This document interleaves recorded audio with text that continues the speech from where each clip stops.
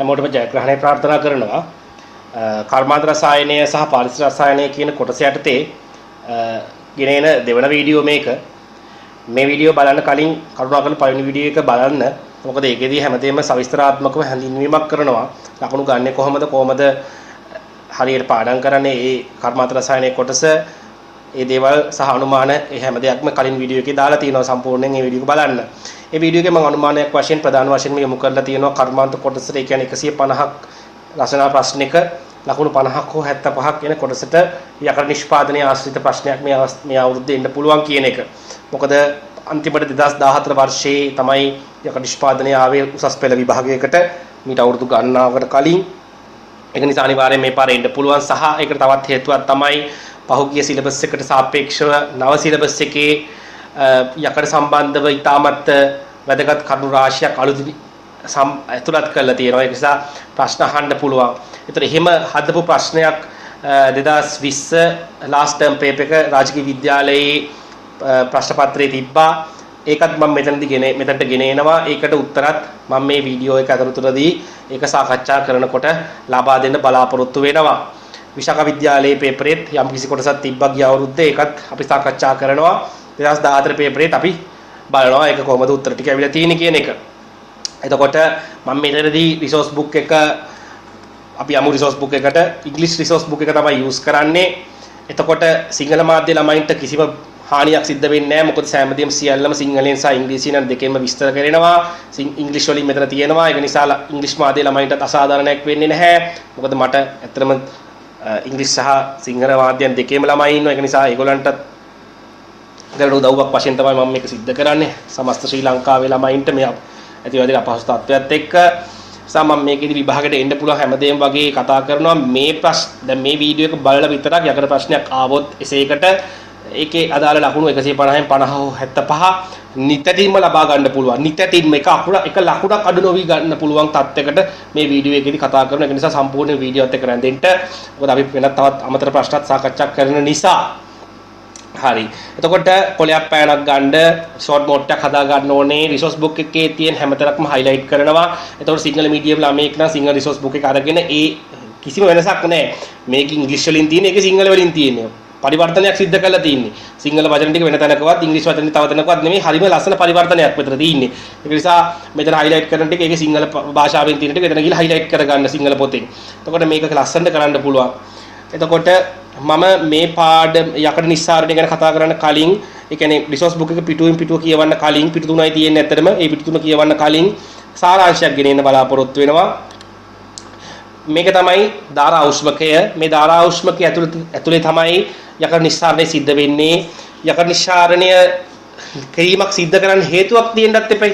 ඒකට හේතුව තමයි ලෝකයේ යකඩ තියෙන්නේ තනි මූලද්‍රව්‍යයක් වශයෙන් නෙමෙයි. ඒකට හේතුව එයාට යම්කිසි සක්‍රියතාවක් තියෙනවා. සක්‍රියතා ශ්‍රේණිය ගත්තාම ඉලෙක්ට්‍රෝන සමතුලිතතාව කරපු පාඩම කරපු ළමයි දන්නවා සක්‍රියතා ශ්‍රේණිය ඒකේ පිටුවක තියෙන රිසෝස් බුක් එකේ ඒකේ අතරමැද මැදයේ තමයි යකඩ තියෙන්නේ හයිඩ්‍රජන් වලට වඩා උඩින්. නමුත් මධ්‍යම පාන්තික රියැක්ටිව් මෙටල් එකක් විදිහට තමයි එයා ඉන්නේ. එතකොට එයා හේලයිඩ් විදිහට නෙමෙයි ඔක්සයිඩ් විතර විදිහට තමයි ස්වභාව ධර්මය තුළ රැඳෙන්නේ ඩී ගුණයේ මූලද්‍රව්‍යයක්. එතකොට මේ ඔක්සයිඩ් විදිහට රැඳෙනකොට බහුතරයක් ඔක්සයිඩ් ලෙස තවත් සමහර සල්ෆයිඩ් ලෙසත් ඉන්න පුළුවන්.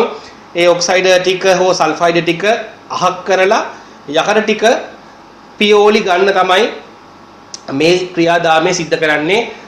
කර්මාන්තයක් වශයෙන් වාණිජ්‍යව ලෝකයේ ඉතාමත්ම බහුලව කෙරෙන ඉතාමත්ම ඉහළ පෙළේ කර්මාන්තයක් තමයි යකඩ නිස්සාරණය කියන්නේ. මොකද යකඩ වල වටිනාකම අමුතුවෙන් කාටවත් කියන්න ඕනේ නැහැ. හැමෝම දන්නවා යකඩ නැතුව ජීවත් වෙන්නත් හරි අමාරුයි කියන එක.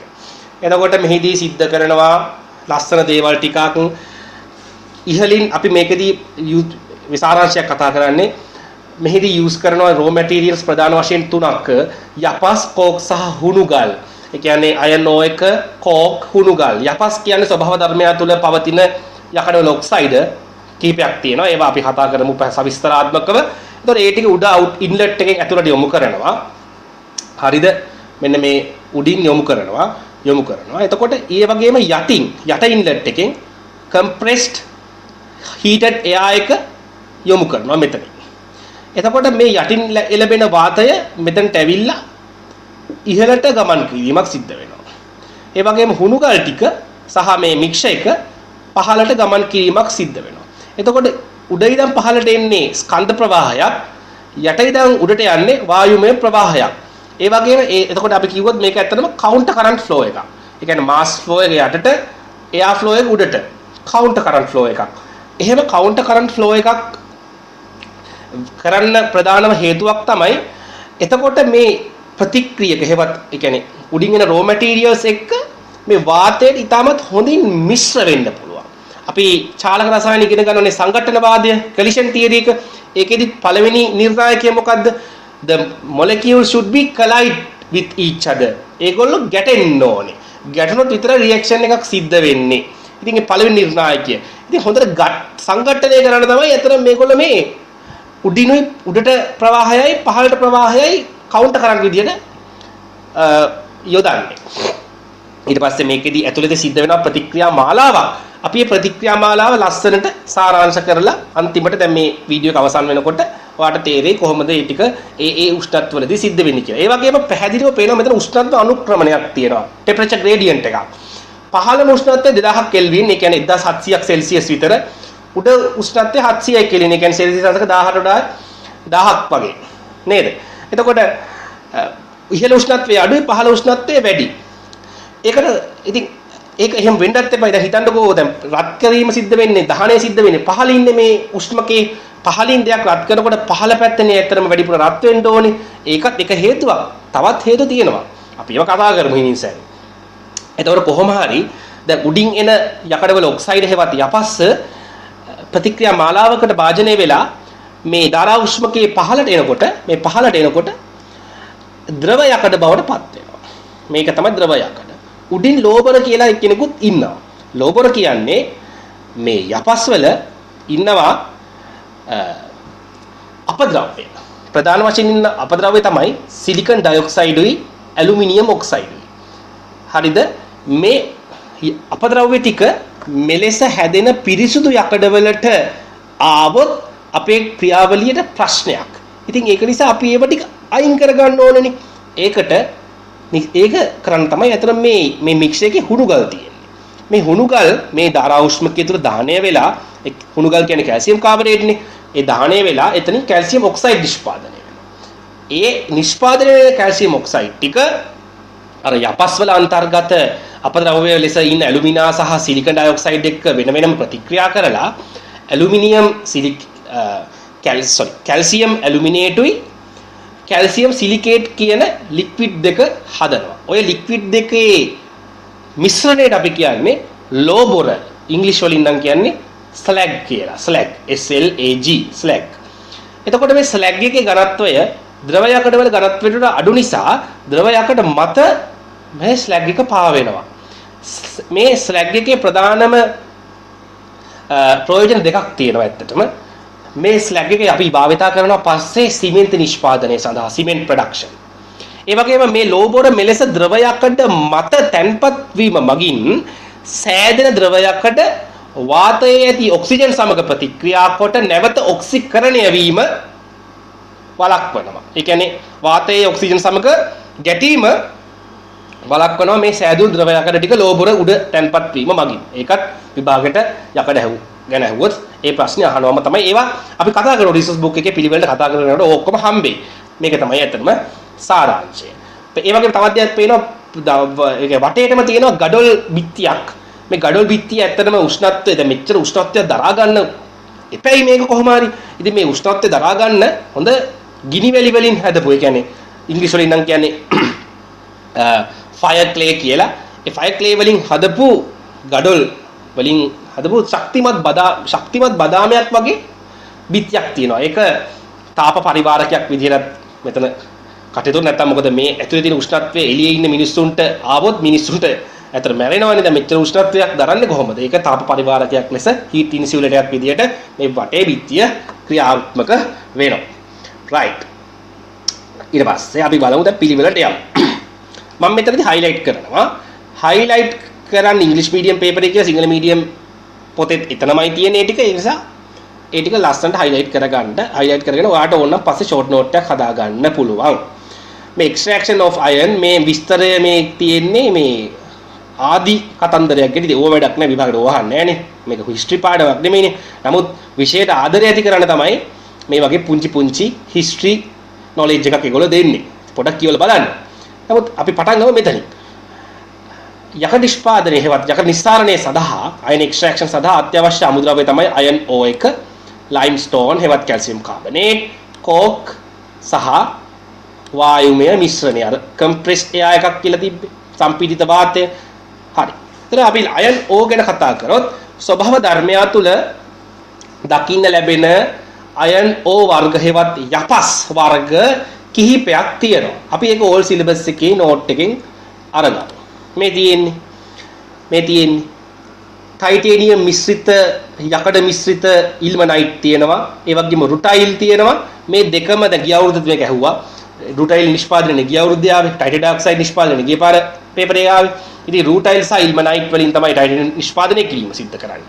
ඉතින් මේව ලංකාවේ ස්වභාව ධර්මය තුළ පවතින ලංකාවේ පුල්මුඩේ කියන ප්‍රදේශයේ කියන්නේ ත්‍රිකුණාමලයේ බොක්කට චුට්ටක් උඩින් පුල්මුඩේ තියෙන්නේ. පුල්මුඩේ ගිහිල්ලා බැලුවොත් ඕගොල්ලෝට පෙනේ ඒ වැලි තලාව සුදු පාටයි. සුදු පාටයි. ඒකට හේතුව අපි ඩී ගොනු ඉගෙන ගන්නවා ටයිටේනියම් ධන 4 අවස්ථාව අවර්ණයි කියලා. ඒකට හේතුව ටයිටේනියම් ධන 4 අවස්ථාවේදී ඩී කාක්ෂික සම්පූර්ණයෙන්ම හිස්. ඩී කාක්ෂික සම්පූර්ණයෙන්ම හිස් නම් ඩීඩී හුවමාරුවක් සිද්ධ වෙන්න බෑ. ඩීඩී හුවමාරුවක් සිද්ධ වෙන්නේ නැති අවස්ථාවලදී ඒ මූලද්‍රව්‍යයේ පැහැය අවර්ණ වෙනවා.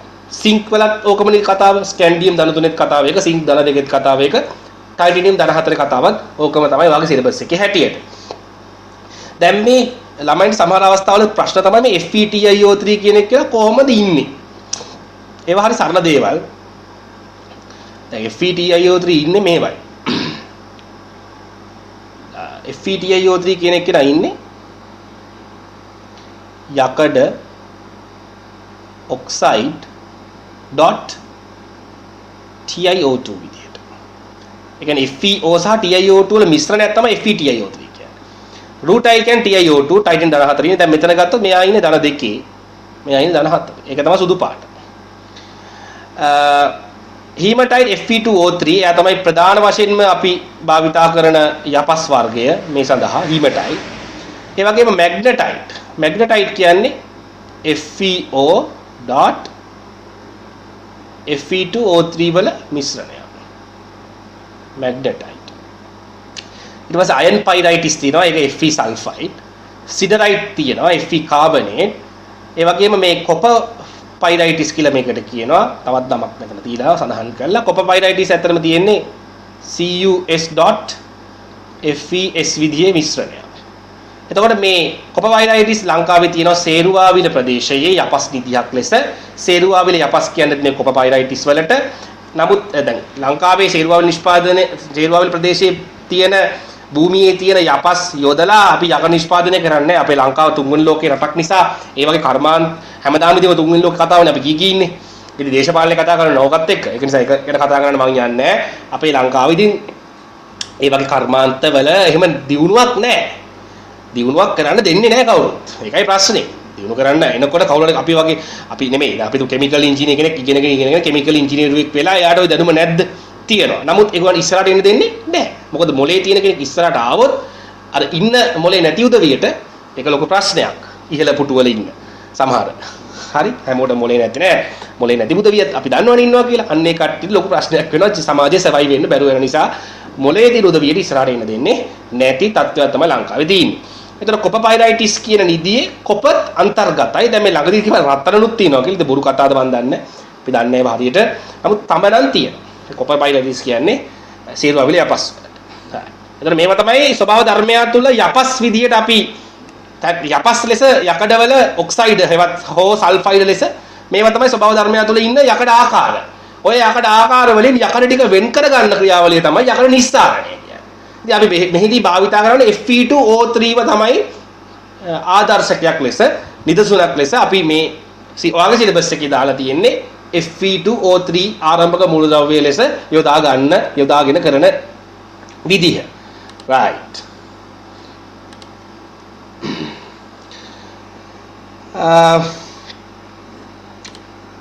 ගත්තොත් හරි. ඊට පස්සේ දැන් අපි දැන් කියමු. ඒ වගේම තවත් පොඩි දෙයක් කියන්න මේ ලයිම්ස්ටෝන් කියන කැල්සියම් කාබනේට් මේ එයා සම්පීඩිත වාතය. එයා කියලා අපි යොදන්නේ මේ අපේ සාමාන්‍ය වායු ගෝලයේ තියෙන වායු මිශ්‍රණයක් ඉතින් අපි ගත්තොත් නයිට්‍රජන් තමයි 78.1ක් තියෙන. ඒ වගේම ආගන් තියෙනවා තුන්වෙනි ස්ථානයේ 0.18ක් 100ට. ඒ වගේම දෙවෙනි ස්ථානයේ අපි දන්නවා අපි හුස්ම ගන්න 20.9ක් පමණ තියෙන ඔක්සිජන් තමයි තියෙන්නේ. දැන් ඔක්සිජන් ප්‍රශ්න මේ දවස්වල තියෙනවනේ. ඉන්දියාවේ එහෙම ඔක්සිජන් වල වටිනකම තියෙන අපිට හුස්ම ගන්න විතරක් නෙමෙයි. බොහෝමයක් කර්මාන්ත සඳහා ඔක්සිජන් අත්‍යවශ්‍යයි. ඉතින් මේ ඔක්සිජන් දහන පෝෂකයක් නිසා තමයි මෙතනදී ගොඩක් යූස් වෙන්නේ. එතකොට අපි ගත්තොත් දැන් මේ ඉස්සෙල්ලා ගත්ත මේකේ දැන් මේ උණුසුම් සම්පීඩිත වාතය ලෙස එන්නේ. ඇතුළට දාන්නේ අපි ඔය කියන සාමාන්‍ය වාතය. දැන් 2014 දැන් මම 2014 පේපරේ පොඩක් පෙන්නන්නම්. ඉතින් 2014 මේ අන්තිම 9 වෙනි ප්‍රශ්නේ මේ අන්තිම අහලා තියෙනවා. ධාරා උෂ්මකයේ ඉහළට ගමන් කරන එයින් පිටවන අපතේ යන වායු මිශ්‍රණය හේවත් වේස්ට් ගෑස් ධාරා උෂ්මකයේ වායුව හෝ ෆ්ලූ වායුව ලෙස හැඳින්වෙනවා. ඔය කියන වේස්ට් ගෑස් එකට ෆ්ලූ වායුව කියන්නේ යටින් දාන සම්පීඩිත වාතය ප්‍රතික්‍රියා මාලාවකට භාජනය වෙලා උඩට ගිහිලා එළියට යනවානේ. ඒකට අපි කියනවා ෆ්ලූ ගෑස් එක කියලා. මේ මිශ්‍රණයේ ඇති ප්‍රධාන වායු සඳහන් කර ප්‍රමුඛ වායුව හඳුනා ගන්න. ළමයි වායු මිශ්‍රණයේ වායු ටිකක් නම් දාලා තිබ්බා ගොඩක්. නමුත් ප්‍රමුඛ වායුව නම් හඳුනාගෙන තිබ්බේ නැහැ. ඇත්තට මේ අපවායුව ලෙස ෆ්ලූ ගෑස් එක ලෙස පිට වෙන්නේ කාබන් මොනොක්සයිඩ්, කාබන් ඩයොක්සයිඩ් වල මිශ්‍රණයක්. නමුත් අමයින්ට අමතක වෙනවා මේ උණුසුම් සම්පීඩිත වාතයේ බහුලව තියෙන නයිට්‍රජන් වායුව. නයිට්‍රජන් වායුව මැද්දේ කොහෙවත් ප්‍රතික්‍රියාවක් සිද්ධ වෙන්නේ නැහැ. ඔහේ යනවා උඩට.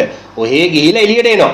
ඉතින් එයා තමයි වැඩිපුර ඉන්නේ අපවායුවේ. උණුසුම් සම්පීඩිත වාතයේත් වැඩිපුර ඉන්නේ නයිට්‍රජන්, අපවායුවේ ඉන්නේත් වැඩිපුර නයිට්‍රජන්. ඒක හොඳට මතක තියාගන්න.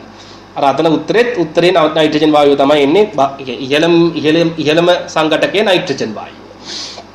right. අපි දැන් කතා කරමු. The furnace used to extract iron using the above raw material is called blast furnace. මේව highlight කරගන්න. ධාරා උෂ්මකය. Inside of the blast furnace is lined by a special type of bricks withstanding higher temperatures.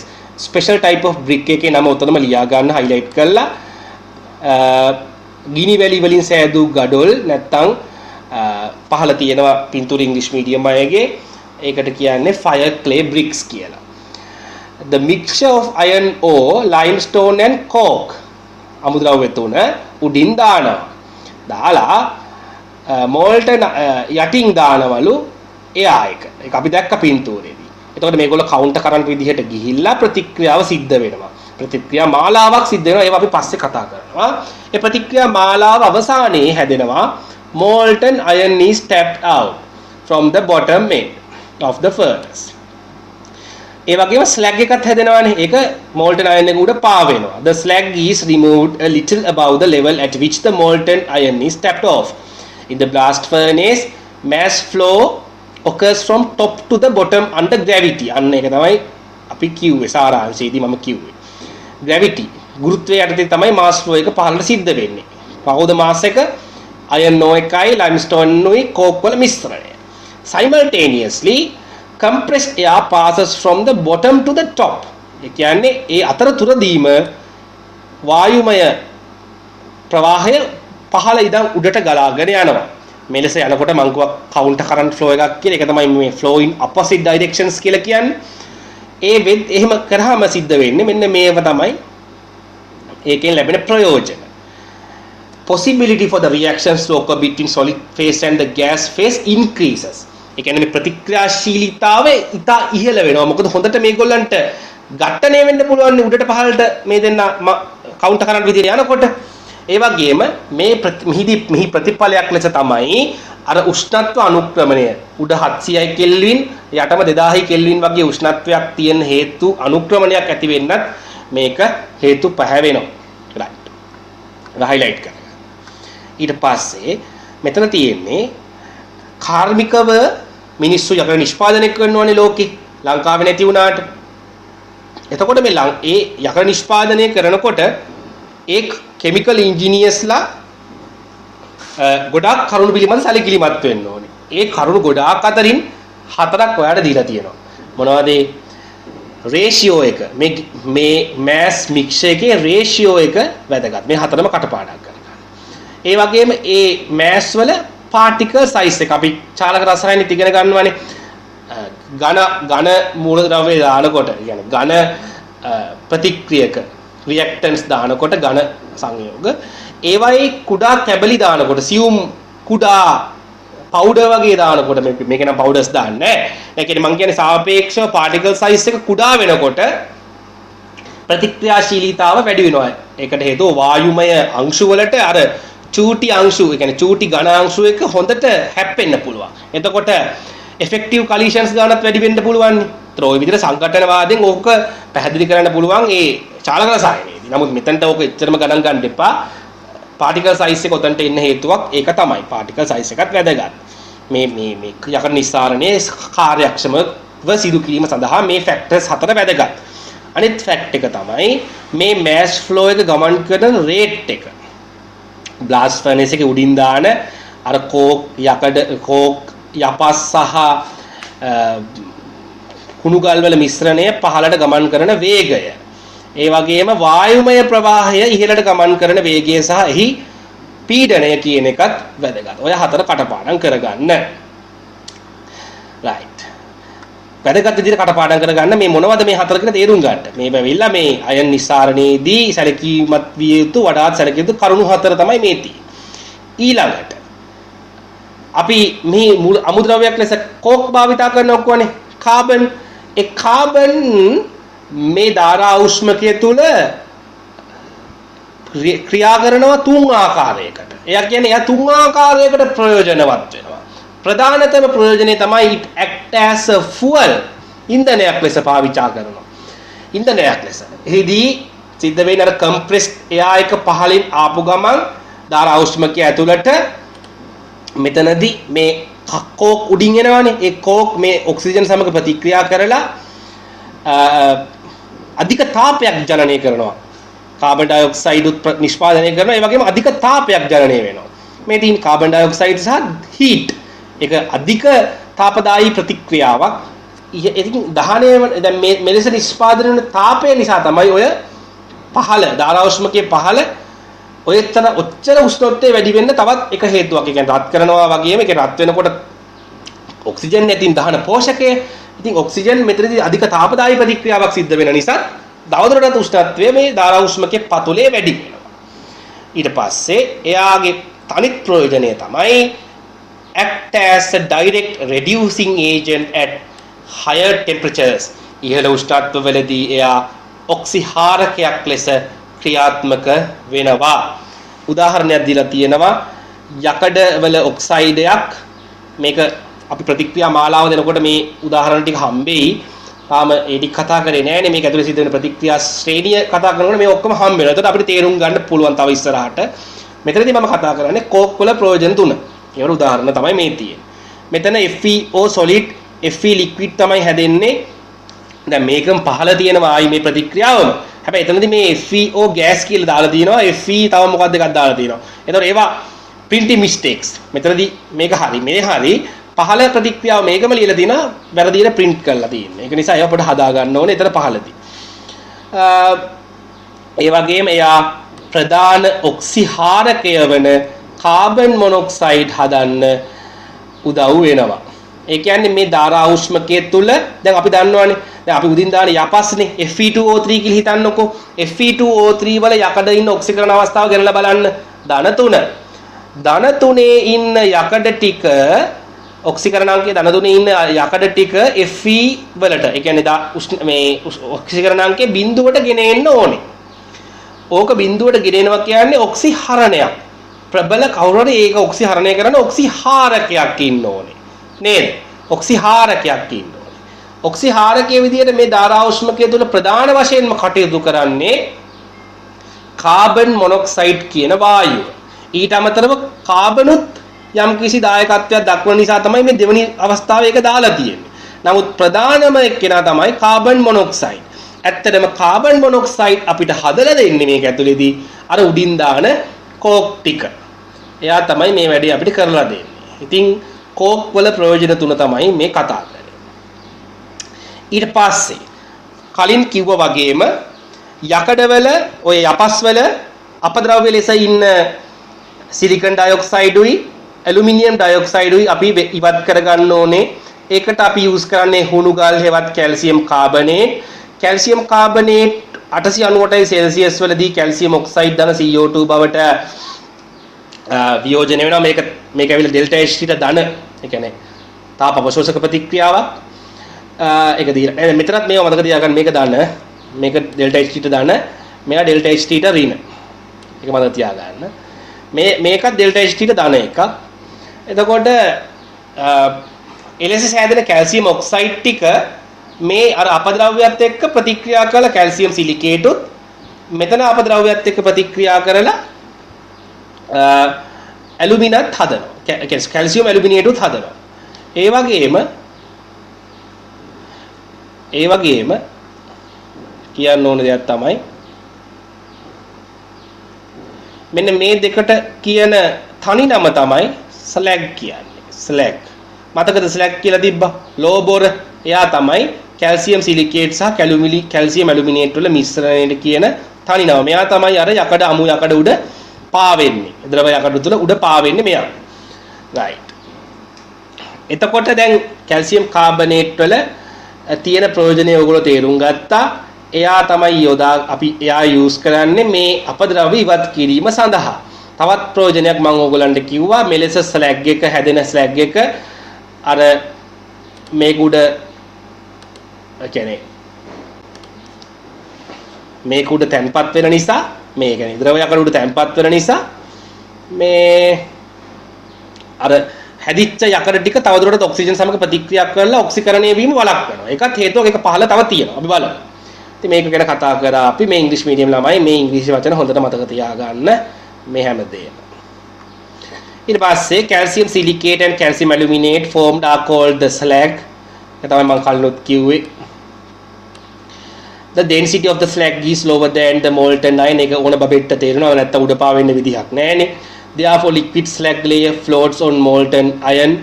As the slag covers the surface of the molten iron, the chances for the molten iron to react with oxygen are less. ඔන්නෝක තමයි මම ඔයගලන්ට ඉස්සෙල්ලත් කිව්වේ.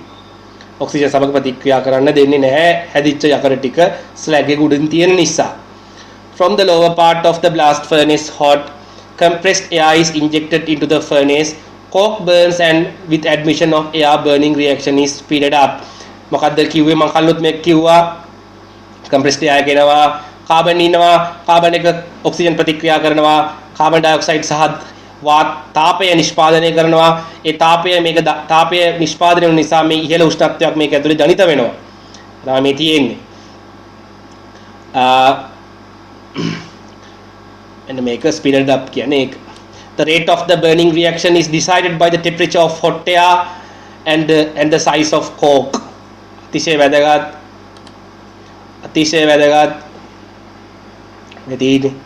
The rate of the burning reaction is decided by the temperature of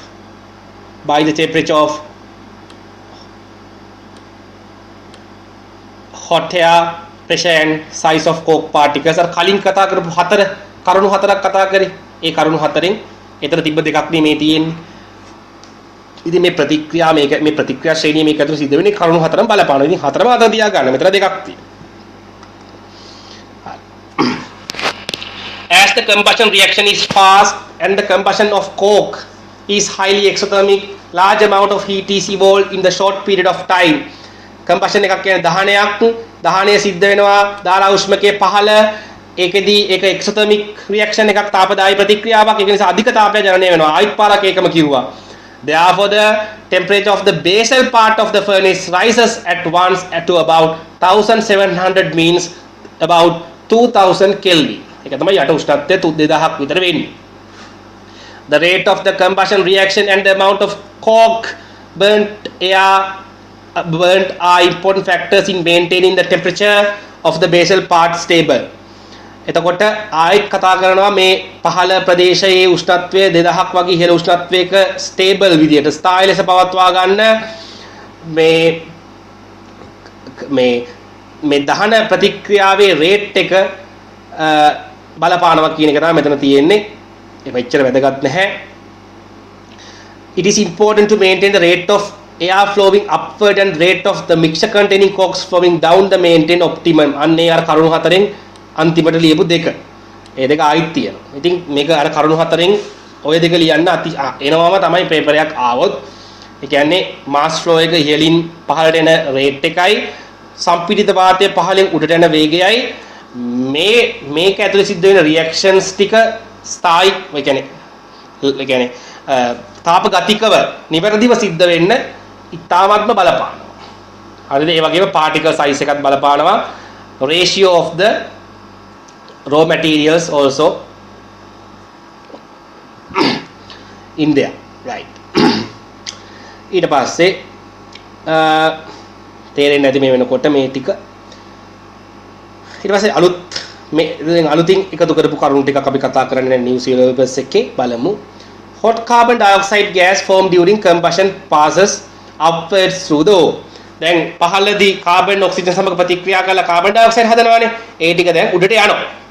At high temperatures, carbon dioxide reacts reversibly with coke forming carbon monoxide. අන්න වැඩි. දැන් මෙතනදී carbon dioxide මේ හරිය හැදුනට ඔයාලා උඩට යද්දී උෂ්ණත්වය එන්න අඩු වෙනකොට උෂ්ණත්වය එන්න අඩු වෙනවනේ. ඒක එතකොට දැන් මෙතන මෙහෙම දැන් මෙතන හැදෙනවා carbon dioxide. carbon dioxide හැදිච්ච දැන් හැදුනට පස්සේ දැන් මේ හරිය උෂ්ණත්වය වැඩිනේ. 2000ක් වගේ ඉහළ උෂ්ණත්වය තියෙනවානේ. එතකොට වෙන්නේ මේ හැදිච්ච carbon dioxide ටික තවදුරටත් කාබන් සමග ප්‍රතික්‍රියා කරලා කාබන් මොනොක්සයිඩ් බවට ඔක්සිහරණයක් සිද්ධ වෙනවා. ඔන්න ඕක අතිශය වැදගත්. අනිවාර්යයෙන්ම හරිම වැදගත්. ඕක ගැන අහනම ප්‍රශ්න අපි රොයල් කොලෙජ් එකේ පේපර් එක කතා කරාම හොඳටම තේරෙයි. බලමු. number of gaseous molecules increases. දැන් මේ entropy එක increase වෙනවා කියලා මේ පෙන්නන්නේ. පේනවනේ. වම් අත පැත්තේ carbon dioxide මවුල එකයි. මේක solid එකක් නිසා අපි ගණන් ගන්න නැහැ. දකුණු පැත්තේ carbon monoxide වායු මවුල දෙකක් තියෙනවා. ඉතින් ප්‍රතික්‍රියක පැත්තට වඩා ඵල පැත්තේ මවුල ප්‍රමාණය වැඩි. කියන්නේ මේ ප්‍රතික්‍රියාවේ entropy ඉදිරි ප්‍රතික්‍රියාවේදී වැඩි වෙනවා. delta S එක වැඩි වෙනවා. entropy වෙනස. delta S is positive for this reaction. When the temperature increases, magnitude of the numerical value of delta ST increases. ඔවුනේ දැන් අපි කතා කරොත් දැන් උෂ්ණත්වය වැඩි වෙන්න T වැඩි වෙනවා. ඒ වගේම delta S ගේ අගය උෂ්ණත්වය T අගය වැඩි වෙනකොට මේ දෙනගේ ගුණිතය වැඩි වීමක් සිද්ධ වෙනවා. At high temperatures and in the presence of coke, there is a tendency for the reduction of carbon dioxide to carbon monoxide. ඔන්න ඕක අතිශය වැදගත්. ඉහළ උෂ්ණත්වවලදී අර සෑදෙන carbon dioxide එක පහළ හැදෙනවනේ carbon dioxide initially හැදුන ගමන් එතන උෂ්ණත්වය වැඩි නිසා පහළ ධාරා උෂ්ණකේ පහළ උෂ්ණත්වය ඉතා වැඩි නිසා එයා ඉක්මනින්ම carbon monoxide බවට පත්වීමට ලොකු tendency එකක් තියෙනවා. ලොකු පෙළඹීමක් තියෙනවා. Under such conditions, carbon monoxide gas is relatively stable thermodynamically. ඒ කියන්නේ carbon dioxide වායුවයි carbon monoxide වායුවයි සංසන්දනය කරොත් ඉහළ උෂ්ණත්වවලදී වඩාත්ම ස්ථායි වෙන්නේ carbon monoxide වායුවයි. ඒකට හේතුව තමයි carbon dioxide උයි carbon උයි ප්‍රතික්‍රියා කළ මේ හැදෙන මේ සමතුලිත ප්‍රතික්‍රියාවෙන් carbon monoxide හැදෙනකොට entropy වැඩි වෙනවානේ. entropy වැඩි වෙනවා කියන්නේ thermodynamical stability එක වැඩි වෙනවා කියන එකට තවත් හොඳ උදාහරණයක්. දැන් ඕක ගැන මම පොඩි කතාවක් කියන්නම්. දැන් ඔයාලට හිතනවා දැන් මේ මොකද දැන් මේකට අදාළ නැහැ මේ පාඩමට අදාළ මේ entropy සම්බන්ධ කතාවක්. දැන් ඔයාලා ප්‍රශ්නයක් අහනවා when the entropy of a system increases, the stability also increases කියලා ප්‍රශ්නයක් අහනවා. true the false ද කියලා. ඒ කියන්නේ delta S වැඩි වෙනකොට stability එකත් increase වෙනවද? stability එක increase වෙනවද කියලා අහන්න. ඔව් වෙනවා. ඒකට හේතුව තමයි දැන් ඔයගොල්ලන් ප්‍රශ්නයක්නේ. දැන් entropy වැඩි වෙනවා කියන්නේ අණු මවුල ගාන වැඩි වෙනවා. අපි තුන් මේ දැන් අණු හත් දැන් මෙහෙම හිතමු. දැන් මේකේ උෂ්ණත්වය අඩුයි. මෙතන උෂ්ණත්වය අඩුයි. මෙතන අඩු නිසා දැන් අණු මවුල 4ක් ඉන්නවා. ඒගොල්ලෝ ටිකක් ළඟින් ඇහිරිලා ඉන්නවා කියලා හිතන්නකො වායු අණු ටිකක් ළඟින් ඉන්නේ. දැන් ඒකෙම උෂ්ණත්වය වැඩි කරා කියලා හිතන්න. උෂ්ණත්වය වැඩි කරාම අණු මවුල ටික කොහොමද වෙන්නේ? ඈතට යනවනේ මේ කට්ටිය වායු අණු ටික. ළඟින් ඈත් වෙනවනේ. එතකොට ඔයාලට හිතෙන්නේ අකෝ මේ කට්ටිය ඈත් වෙනවා කියන්නේ ස්ටැබිලිටි එක ස්ථායීතාව නැති වෙලා යනවා නේද කියන එක. නෑ. මේ අහන්නේ නිකම් මේ අණු වල ස්ථායීතාව ගැන නෙමෙයි. තාපගතික ස්ථායීතාව ගැන. තර්මෝඩයිනමික් ස්ටැබිලිටි එක ගැන. ඔය විදිහට අණු ටික ඈත් වෙනකොට වෙන්නේ තාපයට ඉන්න හොඳ ඉඩක් ලැබෙනවා මේ ඉඩම හම්බ වෙනවා. ඒ කියන්නේ අණු අතර ලොකු අවකාශයක් ලැබෙනවානේ. මම මේ සරල උදාහරණයක් අරන් කිව්වේ. අණු අතර අවකාශය වැඩි වෙනවා. එතකොට තාපයට මේ අවකාශය තුල හොඳට පැතිරෙන්න පුළුවන්. අන්න ඕකයි කියන්නේ එන්ට්‍රොපිය වැඩි වෙද්දී thermodynamical stability එක වැඩි වෙනවා කියන එක තේරුම් ගන්න. ඒක අහන්න පුළුවන් MCQ එකකට. හරි. තාපගතික ස්ථායීතාව ගැන තමයි මේගොල්ලෝ මේ අහන්නේ. right. දැන් බලමු. දැන් මෙන්න මේ ප්‍රතික්‍රියාවේ කාබන් ඩයොක්සයිඩ් කෝක් CO වෙන ප්‍රතික්‍රියාවේ එන්තැල්පිය ගත්තොත් මෙතන තිබ්බා මේ තියෙන්නේ. ඒක ධනයි. ඒක මතක තියාගන්න. මේ ප්‍රතික්‍රියා මේ සීරීස් එකේ ධනයව දින දෙකයි. මේ අයින් මෙන්න මේ කැල්සියම් කාබනේට් කැල්සියම් ඔක්සයිඩ් බවට පත් වෙන එක තාප අවශෝෂක ප්‍රතික්‍රියාවක්. එන්ඩෝතර්මික් එක.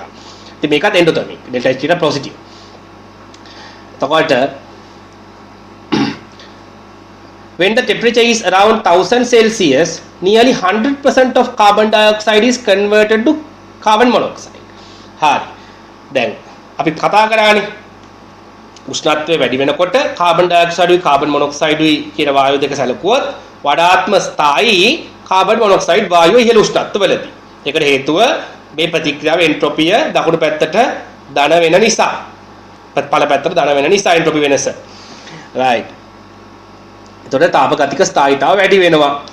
එතකොට බලන්න මේ තියෙන්නේ පහළ උෂ්ණත්වවලදී මේ කාබන් ඩයොක්සයිඩ් තමයි 400 විතර වැඩිපුර ඉන්නේ. කාබන් මොනොක්සයිඩ් percentage එකනේ y axis එකෙන් දාලා තියෙන්නේ. බලන්න සෙල්සියස් 1000 කිට්ටු වෙනකොට මේ යකා 100%ක් විතර මේ මිශ්‍රණේ කාබන් ඩයොක්සයිඩ් නැති වෙනවා වගේ. කාබන් මොනොක්සයිඩ්ම තමයි සම්පූර්ණයෙන් ඉන්නේ. සම්පූර්ණයෙන්ම ඉන්නේ කාබන් මොනොක්සයිඩ් වගේ. ඒ කියන්නේ 1000 කොහොමනම් ඉතින් 1000ට වඩා ඉහළ උෂ්ණත්වවලදී කොහොමත් වැඩිපුර ඉන්න බලන්නේ කාබන් මොනොක්සයිඩ්නේ. දැන් ළමයින්ට ප්‍රශ්නයක් එනවා. දැන් ඉතින් මේ මම කිව්වනේ දැන් මෙතනින් ඔක්සිජන් ඇවිල්ලා කාබන් ඩයොක්සයිඩ් හැදෙනවා කියලා. කාබන් ඩයොක්සයිඩ් හැදෙනවා තමයි ඉතින් කරන්න දෙයක් නැහැනේ.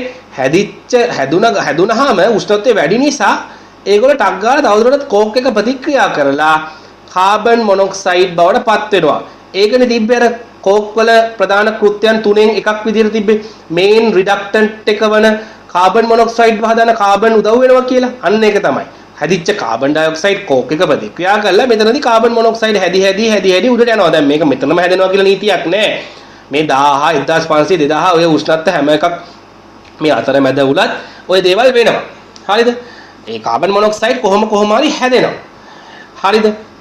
ඒක තමයි සිද්ධ වෙන්න ඕනේ. ඇත්තටම වෙන්න ඕනේ මේ යකඩ නිස්සාරණයේ කාර්යක්ෂමතාව වැඩි කරන්න ඕන නම් ඇත්තටම වෙන්න ඕනේ මේ උණුසුම් සම්පීඩිත වාතයෙන් එන ඔක්සිජන් ටික මේ හරියටම ප්‍රතික්‍රියා කරලා අපි ඉවර කරගන්න ඕනේ. කෝක් එක ප්‍රතික්‍රියා කරලා ඒක කාබන් ඩයොක්සයිඩ් බවට පත් කරලා ඒක කාබන් මොනොක්සයිඩ් වලට කන්වර්ට් වෙන්න ඕනේ. ඔක්සිජන් තියෙන්න බෑ. මේ කොහේ හරි ඔක්සිජන් තිබ්බොත් එහෙම සිද්ධ වෙන්නේ මේ උඩින් එන යකඩ ධන තුනෙන් එන්නේ. ඉහළ ඔක්සිජන් අවස්ථාවලින් එන්නේ.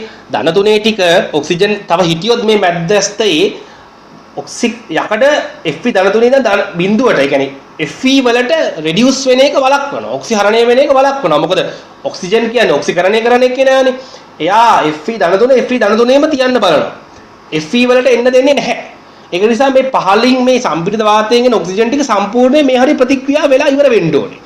ඒ ටික තමයි මේ කෙමිකල් ඉන්ජිනියර්ස්ලා මේ ගණන් හද මේවා ගැන හිත මේවා ඇත්තටම සිද්ධ කරලා තියෙන්නේ. මේවා ඇත්තටම ඔටෝමේටඩ් සිස්ටම්ස් නේ. අපි මෙතනදී මේක හදාරනවා. මේක තමයි මේ ඔටෝමේටඩ් සිස්ටම් එක හදන්න ආපු න්‍යාය. ඒක තමයි අපි මේ කතා කරන්නේ. රයිට්. එතකොට පැහැදිලිවම කාබන් මොනොක්සයිඩ් තමයි 1000කට වඩා ඉහළ උෂ්ණත්වවලදී 100%ක්ම වගේ ඉන්න පුළුවන් එක්කෙනා. රයිට්. ඊට පස්සේ දැන් මේ තවත් ප්‍රතික්‍රියා දැන් මේ ප්‍රතික්‍රියාව දැන් මේ ප්‍රතික්‍රියාවේ පොඩ්ඩක් මම පහදන්නම් චූටි දෙයක්. දැන් ගත්තොත් දැන් මෙතන අපි හිතමු delta G equal වෙන්නේ delta H negative delta ST නෝ. delta H එක අපි පොසිටිව් කියලා දැක්කා. අර උඩ තිබ්බනේ. නෙගටිව් delta S එක අපි දන්නවා දැන් ධන කියලා මෙතන දීලා තියෙනවා. ධන T. එතන මේ ගුණිතයේ ඉන්නේ ඍණ උත්තරයක් නේ. ඍණ T. මේක ධනයි. delta H එක ධනයි. ඍණ ධනෙන් වැඩි වෙනම උත්තර ඍණයි.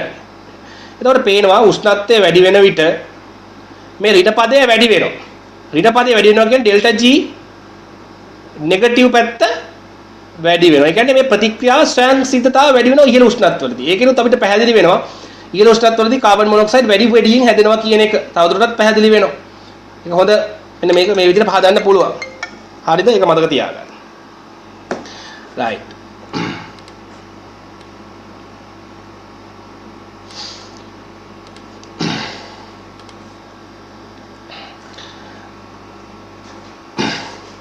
ඊට පස්සේ තවදුරටත් තවත් විදිහකට පහදනවා මේගොල්ලෝ. දැන් ඔක්සිජන් එනවනේ ඉන්ලට් එකෙන් ඇතුළට සම්පීඩිත වාතයෙන් කෝක් ඉන්නවනේ කාබන් ඩයොක්සයිඩ් හැදෙනවනේ තාපේ නිදහස් වෙනවා. මේකේ ගත්තොත් ඔක්සිජන් මවුල එකයි කාබන් ඩයොක්සයිඩ් මවුල එකයි තියෙන්නේ. එතකොට දෙපැත්තේ මවුල සමාන නිසා සැලකිය යුතු එන්ට්‍රොපි වෙනසක් නැහැ. ඒ වගේ මේ රියැක්ෂන් එක ඩෙල්ටා H ට නෙගටිව් තාපදායී ප්‍රතික්‍රියාවක්. ධන හීට් කියලා කිව්වම කියවෙන්නේ උෂ්ණ තාපය එළියට ලබා දෙනවා කියන එක. ඒ කියන්නේ තාපදායී කියන එක. Delta H negative. ඒක එක්සොතොමික් කියලා මේ තියෙන්නේ. right. ඒ වගේම තවත් දෙයක් වෙන්න පුළුවන් ඔය ඇතුලේ කෝක් ඉන්නවා ඔක්සිජන් එනවා. කාබන් මොනොක්සයිඩ් උත් හැදෙන්න පුළුවන් නේ ඕන්න. ඇයි? ප්‍රශ්නයක් නැහැ නේ කෝක් එක ඔක්සිජන් එක ප්‍රතික්‍රියා කාබන් මොනොක්සයිඩ් උත් කෙලින්ම ඍජුව හැදෙන්නත් පුළුවන්. අර හැදෙන කාබන් ඩයොක්සයිඩ් ටිකත් කෝක් එක ප්‍රතික්‍රියා කරලා එන්නේ කාබන් මොනොක්සයිඩ් වලට. නැත්තම් කෙලින්ම කෝක් ඔක්සිජන් එක ප්‍රතික්‍රියා කරලා කාබන් මොනොක්සයිඩ් හැදෙන්නත් පුළුවන්. එතකොට ඒකේ එන්ට්‍රොපිය ගත්තොත් number of gas molecules increase වෙනවා. මොකද මෙතන ඔක්සිජන් මවුල එකයි මේ පැත්තේ ඔක්සිජන් මවුල දෙකයි. එතකොට මේකත් exothermic එකක්. මේක පහදනවා මෙතනදී. Because both reactions are exothermic, delta H is negative. When the temperature increases, reaction 2 has conspicuous increase in the value of delta ST. ඒ කියන්නේ අපිට පැහැදිලි උච්චාවචනයක් පේනවා delta ST value එකේ temperature reaction දෙකේ number 2 එකේ entropy එක ධන නිසා කලින් පහදුවා වගේ entropy එක ධන නිසා ST value එක වැඩි වෙනවා. ST value එක වැඩි වෙනකොට delta G negative පැත්තට බර වෙනවා. delta G negative වෙනවා කියන්නේ ස්වයංසිද්ධතාව මේ දෙවෙනි ප්‍රතික්‍රියාව වැඩි වෙනවා. with temperature a marked increase in the negative nature delta G expected for the reaction 2. ඒක ටෙම්පරේචර් එක වැඩි වෙනවා කියන්නේ ඒක පහළ අදාළ උෂ්ණකයේ පහළ කාබන් මොනොක්සයිඩ් සෑදීමේ සම්භාවිතාව ප්‍රවණතාව මේ ආකාරයට පැහැදිලි කරන්න පුළුවන්. දැන් ආකාර දෙකකින් පැහැදිලි කරා කාබන් මොනොක්සයිඩ් හැදෙන හැටි. එකක් තමයි ඉන්ලට් එකේ තියෙන ඔක්සිජන් කෝක් එක ප්‍රතික්‍රියා කරලා කාබන් ඩයොක්සයිඩ් හැදෙනවා. ඒ කාබන් ඩයොක්සයිඩ් තවදුරටත් කාබන් එක මික්ස් ප්‍රතික්‍රියා කරලා කාබන් මොනොක්සයිඩ් බවට පත් වෙනවා. ඉහළ උෂ්ණත්වවලදී. ඒක ඉහළ උෂ්ණත්වවලදී තාමත්ම හොඳයි. thermodynamically stable. ස්ථාපගතිකව ස්ථායි. ඒ වගේම තවත් ආකාරයකට පෙන්නන්න පුළුවන් ඔක්සිජන් කාබන් එක ඍජුව ප්‍රතික්‍රියා කරලා කාබන් මොනොක්සයිඩ් හැදෙන්නත් පුළුවන්. ඒකත් ඉහළ උෂ්ණත්වවලදී වඩාත්ම සුබදායි. ඒ කියන්නේ පහළ උෂ්ණත්වවලදී මේක සුබදායි නැහැ කියන එක. ඒකනේ දැන් මේ පහළ උෂ්ණත්වවලදී 400 500 වගේ පහළ උෂ්ණත්වවලදී කාබන් ඩයොක්සයිඩ් ප්‍රමුඛ වෙලා තියෙන්නේ. මේ කාබන් ඩයොක්සයිඩ් ප්‍රමාණය වැඩි පහළ උෂ්ණත්වවලදී. When the temperature drops, thermodynamically stability of carbon monoxide decreases. Thermodynamic stability of carbon dioxide increases. ඒ කියන්නේ temperature එක අඩු වෙනකොට carbon dioxide ස්ථාපගතික ස්ථායීතාව වැඩි වෙනවා. ඒකනේ දැන් අතනදී වගුවෙනුත් පැහැදිලි වෙන්නේ. right. අතන කෙටි කතාව මොකද්ද? ඉහළ උෂ්ණත්වවලදී carbon monoxide ස්ථායි, carbon dioxide පහළ උෂ්ණත්වවලදී ස්ථායි. ඔච්චරයි. Since the temperature of the bottom area is high as 1700 Celsius, carbon monoxide gas is formed liberating heat when carbon dioxide gas interacts with red hot coke in the mixture. තප්ත වෙච්ච carbon එක ප්‍රතික්‍රියා කළා ඉහළ උෂ්ණත්වවලදී carbon monoxide වායුව carbon dioxide එක ප්‍රතික්‍රියාවෙන් carbon dioxide එක ප්‍රතික්‍රියාවෙන් carbon monoxide හැදෙනවා ඉහළ උෂ්ණත්වවල. When carbon monoxide gas formed in the lower region, the furnace moves up through the mixture containing O. දැන් හැදෙන කාබන් මොනොක්සයිඩ් ටික එන්න ඉහළට යන්න ගන්නවා. දැන් ඔක්සිජන් උත් නැහැ. වාතයේ ආපු ඔක්සිජන් ටික පහළදීම ප්‍රතික්‍රියා කරා කෝක් එක්ක.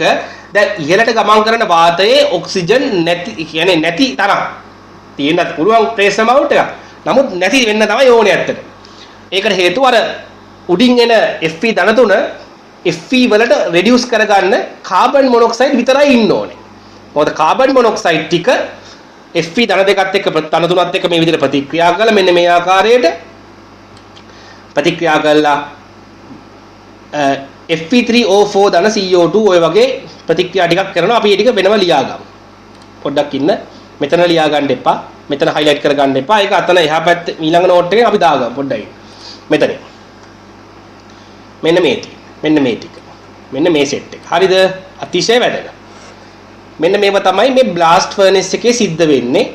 හොඳට මතක තියාගන්න සෙල්සියස් අංශක 18 වඩා අඩු උෂ්ණත්වවලදී සිදුවන ප්‍රතික්‍රියා හතර තමයි මේ හතර. 1 2 3 4 දාලා මේ හතර ලියා ගන්න.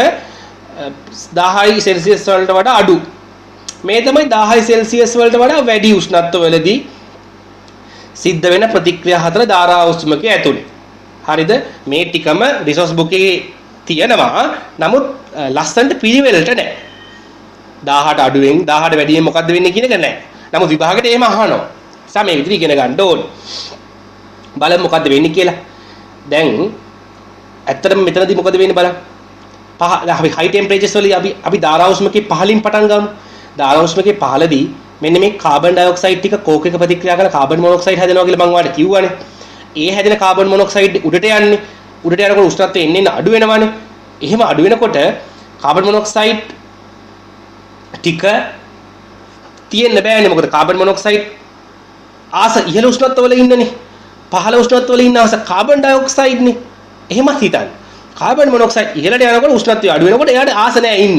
එයා ටක් ගාලා කවුරු හරි එක්කෙනෙක් එක ප්‍රතික්‍රියා කරලා කාබන් ඩයොක්සයිඩ් වෙන්න බලනවා. කවුරු හරි එකෙක් හොයනකොට එයාට හම්බෙන්නේ මෙන්න මේ යකඩවල ඉහළ ඔක්සයිඩ් අවස්ථා. ඉහළ ඔක්සිකරණ අවස්ථායිද ඔක්සයිඩ් අවස්ථා. Fe2O3 ටික කාබන් මොනොක්සයිඩ් එක ප්‍රතික්‍රියා කරලා ඒකෙන් කොටසක් 133ක් කියලා සිලබස් එකේ තියෙනවා. මේ තියෙන Fe3O4 ඒකට ෆෙරෝසෝෆෙරික් ඔක්සයිඩ් කියලා රසායනික නාමයක් කියනවා. නමුත් ට්‍රයිවියල් නේම් එක සාමාන්‍ය නම නම් මැග්නටයිට් කියලා ඔයගොල්ලෝ දැක්කා. මේක ඇවිල්ලා රසායනික නාමයක් ෆෙරෝසෝෆෙරික් oxide is a mixture of FeO and Fe2O3. මම ඒක ලිව්වා ඔයාට FeO.Fe2O3 කියලා. Fe2O3 වලින් මෙතන තියෙන Fe2O3 වලින් යම් කිසි ප්‍රතිශතයක් 33% of the iron ධන තුන ඒ කියන්නේ Fe2O3 ධන තුනේනේ. ඒකෙන් 33ක් FeO බවට හෙවත් ධන දෙක අවස්ථාවටපත් වෙනවා. ඉතුරු 67 Fe2O3 අවස්ථාවෙම පසු වෙනවා. එතකොට දැන් Fe2O3 ටිකෙන් 133ක් FeO බවටපත් වෙනවා. ඉතුරු ටික Fe2O3මයි ඒ දෙක එකතු වෙලා Fe3O4 හැදෙනවා. ඒකයි මේ Fe3O4 මෙතන තියෙන්නේ. හරිද? එහෙම තමයි මේ Fe3O4 එක හැදුනේ. එතකොට ඊට පස්සේ තවදුරටත් Fe3O4 වල තව Fe2O3 ටිකක් ඉන්නවනේ. අන්න ඒ ටිකයි Fe3O4 වල ඉන්න FeO ටිකයි දෙගොල්ලොම ඒ අර ඉතුරු 67ක් සම්පූර්ණයෙන්ම ඔක්සිහරණයට භාජනය වෙන රියැක්ෂන් එක තවදුරටත් මේකෙදි සිද්ධ වෙනවා. ඒක තමයි මේ තියෙන්නේ. Fe3O4 වල ඉන්න Fe2O3 ටිකත් FeO වෙනවා. ඒතර ඔක්කොම FeO වෙනවා. right. ඊට පස්සේ කාබන් ඩයොක්සයිඩ් තමයි මෙතන යන්නේ. හරිනේ. අඩු උෂ්ණත්වවලදී ආස කාබන් ඩයොක්සයිඩ් ඉන්න. ඒ කියන්නේ කාබන් මොනොක්සයිඩ් ටික කාබන් ඩයොක්සයිඩ් වලටපත් වෙනවා අඩු උෂ්ණත්වවල. ඒක තමයි මේ තියෙන්නේ. කාබන් ඩයොක්සයිඩ්ම තමයි ඉන්නේ මෙතනනේ. ඒ වගේම මෙලෙස සෑදිච්ච FeO ටික තවදුරටත් කාබන් මොනොක්සයිඩ් මගින් ඔක්සිහරණයට භාජනය වෙලා යකඩ ලික්විඩ් ද්‍රව යකඩ හදනවා. හරිද? ඒකත් සිද්ධ. ඊට අමතරව අර කැල්සියම් කාබනේට් කැල්සියම් ඔක්සයිඩ් බවට පත් වෙන එකත් සෙල්සියස් 898 න් සිද්ධ වෙන්නේ. ඒකත් මෙතට උත්තරයක්. මෙන්න මේ එකම ඉහළ උෂ්ණත්වවලදී සිද්ධ වෙන්න පුළුවන් එකම ප්‍රතික්‍රියාව අර මම කලින් රිසෝස් බුක් එකේ කතා කරන මේක හම්බුණා කලින් කෝක් ඔක්සිහාරකයක් විදිහට යකඩ ඔක්සිහාරණය කරන්න භාවිතා වෙනවා කියන එක එක්සැම්පල් එකක් විදිහට තිබ්බේ මේක. එතකොට කෝක් ඉහළ උෂ්ණත්වවලදී යකඩ හැදිච්ච මේ යකඩ ඔක්සයිඩ් ටික දැන් ධාරා උෂ්මකයේ පහළදී මේ යකඩ ඔක්සයිඩ් පහළට එනවානේ. ඒ යකඩ ඔක්සයිඩ් මේ කෝක් එක ප්‍රතික්‍රියාව වෙලා තවදුරටත් යකඩ ලික්විඩ් හදන්නත් එයාට උපකාරී වෙනවා. කාබන් මොනොක්සයිඩ් වලට අමතරව කාබනුත් යම් කිසි උපකාරීත්වයක් දක්වනවා යකඩ හදන්න. යකඩ ලික්විඩ් එක හදන්න. එච්චර එයා ලොකු උපකාරීත්වයක් දක්වන්නේ නැහැ. පොඩි උපකාරීත්වයක් දක්වනවා. හැබැයි එතනදී ප්‍රතිඵලයක් ලෙස කාබන් ඩයොක්සයිඩ් හැදෙනවා. මේ හැදෙන කාබන් ඩයොක්සයිඩ් ඇත්තටම ආයිත් කාබන් මොනොක්සයිඩ් බවට පත් වෙනවා. ඇයි උෂ්ණත්වය ඉහළයි. ඒක තමයි මේ තියෙන කාබන් ඩයොක්සයිඩ් කාබන් මොනොක්සයිඩ් වෙනවා කියන්නේ. ඒ වගේම මෙන්න මේ දෙකත් සිද්ධ වෙන්නේ මේ ඉහළ උෂ්ණත්වවලදී ලෝ පොර හැදෙන ඇත්තටම යටනේ. ඒක තමයි එතන තියෙන්නේ. එතන මේ අට ඒ විදිහට කටපාඩම් කරගන්න අනිවාර්යයෙන්. එතන මේ ඔක්කොම මේ තියලා තියෙන ටික වැඩක් නැහැ එතකොට දැන්. මේ ඔක්කොම එකයිනේ. හරි. එතන මේ පොඩ්ඩ මෙන්න මේක හරිය වැදගත්. මෙන්න මේ වාක්‍යය. මේ වාක්‍යය. right. එහෙනම් මම මෙතනදී මේ වීඩියෝ පොඩ්ඩක් ස්ටොප් කරලා දැන් කපන්නේ මේකම තවදුරටත් කරගෙන යමු. එතකොට තවත් වීඩියෝ එකක් දාන්න ඕනේ නෑනේ. right. ඊට පස්සේ Fe2O3 partially reduced to Fe3O4 partially give FeO චුට්ටක් Fe33 නේ reduce වෙන්නේ and this mixture goes down the furnace therefore it further reacts with carbon dioxide and forms yak iron. එතන මේ ටික කතා කරා ඔක්කොම. further decomposition of calcium carbonate ගැනත් කතා කරා කලින්. මේ ටික හොඳට කියව ගන්නට දැන් මම හිතන්නේ පැහැදිලිතාවයක් ඇති ඔයගලන්ට. මේ අන්තිම ටික බලමු. In the blast furnace, a part of total amount of coke participate for the combustion of reaction. Part. ඒ කියන්නේ coke ආකාර තුනකට coke වල තියෙන ප්‍රයෝජන.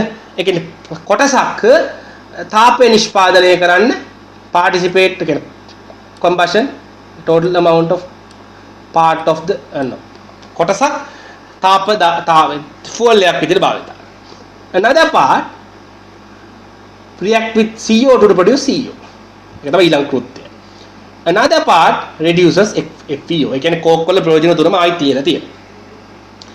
Air acting as an oxidant and generate heat and carbon dioxide by combustion reaction. ඒතර ඉන්ලට් එකට දාපු වායු ක්‍රියාත්මක වෙන්නේ ඔක්සිඩයිසිං ඒජන්ට් එකක් විදිහට. ඒකින ඔක්සිජන් එයා තාපය නිෂ්පාදනය කරනවා ප්‍රධාන වශයෙන්. ඒ වගේම කාබන් ඩයොක්සයිඩ් නිෂ්පාදනය කරනවා.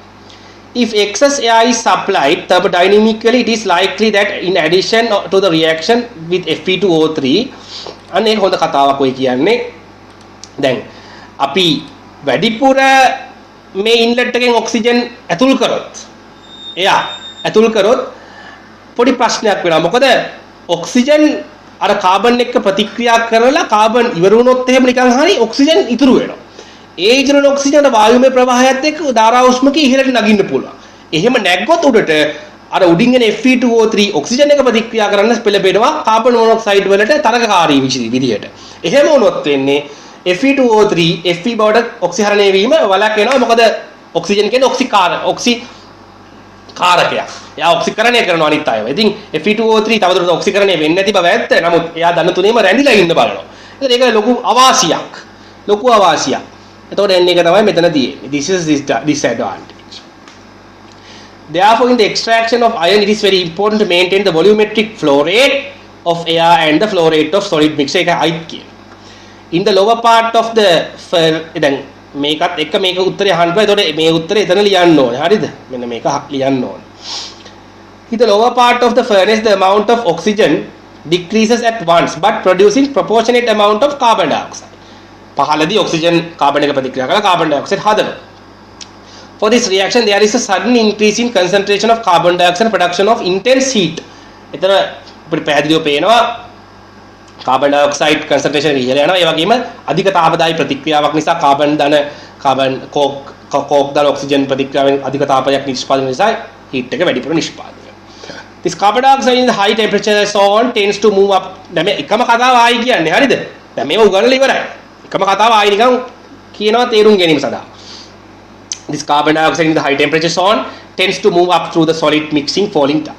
Therefore, the reaction of CO2 with the coke in the solid mixture occurs in the lower part of the furnace where the temperature is high. Because of this, when the carbon dioxide concentration gradually decreases, carbon dioxide concentration increases. Carbon monoxide tika එන්න පහළ උෂ්ණත්වය වැඩි නිසා වැඩි වෙනවා. Even carbon monoxide generated in the lower region passes upwards through the solid mixture. හැදෙන carbon monoxide දැන් ඉහළට යන්න බලනවා. ඉහළට යන උෂ්ණත්වය අඩු වෙනවා. ආයෙ එයා carbon dioxide වලට පත් වෙනවා. Fe2O3 එක ප්‍රතික්‍රියාව මාලාවක් අර කිව්ව විදියට අර ඉහළ උෂ්ණත්වවල සිදුවන ප්‍රතික්‍රියා හතර සිද්ධ වෙනවා. Ascending the furnace, the temperature decreases. So the thermodynamic stability of carbon monoxide gas decreases while the tendency of conversion of carbon dioxide increases. කියන්නේ ඉහළ උෂ්ණත්වවලදී carbon monoxide තමයි ස්ථායි, carbon dioxide පහළ උෂ්ණත්වවලදී ස්ථායි කියන එක අයිත් කියන. As O2 is absent, carbon monoxide gas gets oxidized to කාන්න. ඕක තමයි මම එදා ඉස්සෙල්ලා කිව්වේ. carbon dioxide oxygen ටික නෑනේ දැන් මධ්‍යස්ථවල දිතර oxygen නැති නිසා Fe2O3 ටික carbon monoxide එක ප්‍රතික්‍රියා වෙලා Fe හදනවා. ඒක ඇත්තට. මේ ටික හරිම වැදගත්. Because of the use of carbon dioxide release, carbon dioxide then making අපවායු flue gas එක එළියට එනවානේ. එතකොට ඒක පරිසරයට හානි කරයි. මොකද global warming එවත් වායු ගෝලීය උණුසුම වැඩි කිරීම සඳහා යා උපකාර වෙනවා. මොකද එයා තමයි ප්‍රධාන හරිතාගාර වායුව. ඒ වගේම හොඳ දෙයක් තමයි අපි වැඩි අඩු මේ avoiding unnecessary use of iron is also important කියලා මෙතන තියෙනවා. ඒ වගේම MC essay එකේ අන්තිම වගේ ප්‍රශ්න වලට අහලා ඒව උත්තර ලියන්න සිද්ධ වෙයි ඔයාලට. right. අපි යමු රොයල් කොලෙජ් එකේ ප්‍රශ්නෙට. මම මේකේදී උත්තර ටිකක් කියන්න. ඒ ටික ඔයගොල්ලෝ ලියා ගන්න. A diagram, a blast furnace which is used for the reaction of iron given below. මෙන්න diagram එක අර පොතේ තියෙන diagram එකමයි. name AEFGI. A කියන්නේ molten යකඩ. ඒ වගේම E කියන්නේ cone shaped gate එක අර පොතේ තියෙනවා. F කියන්නේ iron ore limestone and coke mixture එක. G කියන්නේ අර fire clay bricks අර ගිනි වලින් හදපු wall එක. I කියන්නේ slag එක. slag එකනේ. right. ඊට පස්සේ BDJ අහනවා. B කියන්නේ B කියන්නේ slag එක out ඒ කියන්නේ B වලින් එළියට යන්නේ මොකද්ද කියලා අහන. B වලින් එළියට යන්නේ slag එක දෙවෙනි ප්‍රශ්නේ. D වලින් එළියට යන්නේ අපවායු හේවත් flue gas එක, waste gas කියලාත් කියනවා, blast furnace gas කියලාත් කියනවා. J කියන්නේ ද්‍රව යකඩ හේවත් molten යකඩ, molten iron. ඊට පස්සේ තුන්වෙනි එක what is sent in through C. C එකෙන් අපි දන්නවා compressed heated gas එයා එක එවන්නේ කියන්නේ සම්පීඩිත වායුව. ඊට පස්සේ හතරවෙනි එක state the raw materials used. හරිම සරලයි. carbon හෙවත් coke, Fe2O3 හෙවත් hematite හෙවත් iron ඕන නැත්නම් යපස් ඕන එකක්. නැත්නම් අර තියෙන ඕන මගුලක් ලියත හැකි. උඩදී අර මම කියපු iron වර්ග වලින්. ඒ වගේම තවත් විදිහට calcium carbonate හෙවත් හුණු ගල් use කරනවා. number 5 name 3 types of iron ores. කීපයක්ම දුන්නා. ආයිත් ඕනම් පෙන්නන්නම්. මේ තියෙන්නේ ilmenite, rutile, hematite, manganese ඕන එක. ඊට පස්සේ temperature 18ට වඩා ඉහළ උෂ්ණත්වයේ සිදුවන ප්‍රතික්‍රියා ටික අහනවා. 18ට වඩා ඉහළ උෂ්ණත්වවලදී සහ පහළ උෂ්ණත්වයේ සිදුවන ප්‍රතික්‍රියා ටික අහනවා. ඉතින් මම මේ ටික දුන්නා. මේ ටික ලියන්න උතන්ට. හරි. ඒ ටික කඩපාඩම් කරලා ලිව්වා. දැන් ඕම ප්‍රශ්නයක් තමයි එන්නේ. තව දගලන්න දෙයක් නැහැ. state 3 function of the amorphous carbons ඒ ටිකක් දුන්නානේ. carbon coke වල functions තුන act as a fuel ඉන්ධනයක් ලෙස, act as a reducing agent FeO ටික Fe liquid බවට පත් කරනවා.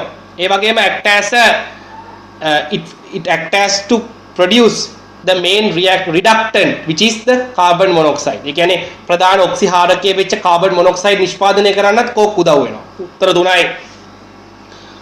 3යි. ඒ වගේම මට අර පොඩක් හදන්න බැරි වෙච්ච එකක් වුණා මෙන්න මෙතන. මේ FeO gas නෙමෙයි pretty mistake එකක්. එතන එන්න ඕනේ solid. මෙතන Fe solid නෙමෙයි මේක liquid වෙන්න ඕනේ. මේක අපි මෙතන දුන්නනේ අනේ අර මෙතන දුන්න නිසා එතන හරි ඔක්කොම ඈ. ඒක නිසා මෙතන අතන බලන්න ඕනේ නැහැ. මෙතන මේ 4 8 දිව්වම ඇති. ඊට පස්සේ ඊළඟ ප්‍රශ්නේ අලුත් ප්‍රශ්නේ a reaction which is occurring inside the blast furnace is given below. carbon dioxide carbon solid TC මේ අපි තිබ්බනේ මේක give you opinions on the sign of delta S in the reaction. මොකද්ද opinion එක? The number of molecules in the products are higher than the molecules in the reactant side. ඵල පැත්තේ තියෙන අණු ගණන ප්‍රතික්‍රියක පැත්තේ තියෙන අණු ගණනට සාපේක්ෂව වැඩි නිසා ඉදිරි ප්‍රතික්‍රියාවේ delta S අගය ධන වේ. Number 2, how you could show that the forward reaction occurs to a great extent of higher temperatures. ඒක මම පැහැදිලි කරා.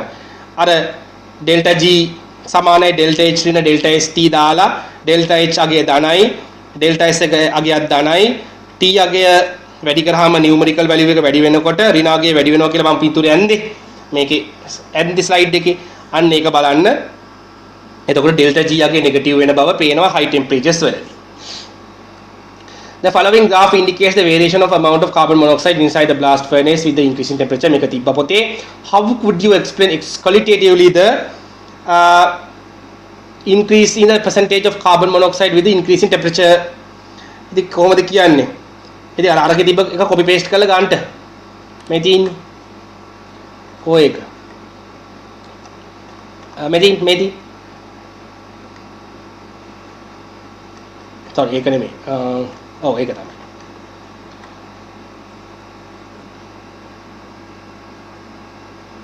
ඒ කියන්නේ මම ඕනනම් කියන්නම්. දැන් කාබන් මොනොක්සයිඩ් ටික ඉන්ක්‍රීස් වෙනවලුනේ ඉහළ උෂ්ණත්වවලදී. ඒකට හේතුවනේ අහන්නේ. කාබන් ඩයොක්සයිඩ් කාබන් මොනොක්සයිඩ් අරගෙන අර ප්‍රතික්‍රියා ටික ලියන්න මෙන්න මේ දෙක. මෙන්න මේ දෙක ලියන්න. Carbon and oxygen carbon dioxide delta H එක නෙගටිව් කියලා පෙන්නන්න. ඊට පස්සේ එන්ට්‍රොපි එක almost 0 කියලා පෙන්නන්න delta S එක. ඊට පස්සේ මේක ලියන්න ඊට පස්සේ ඒක ලියලා molecules ගන්න increase වෙන නිසා delta S positive කියලා ලියන්න exothermic කියලා පෙන්නන්න. ඊට පස්සේ කියන්න මෙන්න මේ ටික ලියන්න. Because both reactions are exothermic, delta H is negative. When the temperature increases, reaction 2 has a continuous increase in the value of delta ST with the temperature marked increase in the negative nature of delta G is expected with the reaction 2. ඔන්න ඔය ලියලා හරිනේ delta G graph මෙන්න මේ delta G graph එක දාගෙන මම ඕන පෙන්නන්න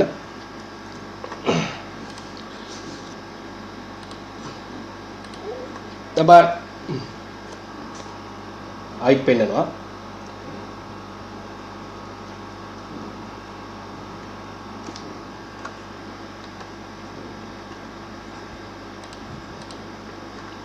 ලියන්න කියලා තමයි එපා වෙන්නේ හරි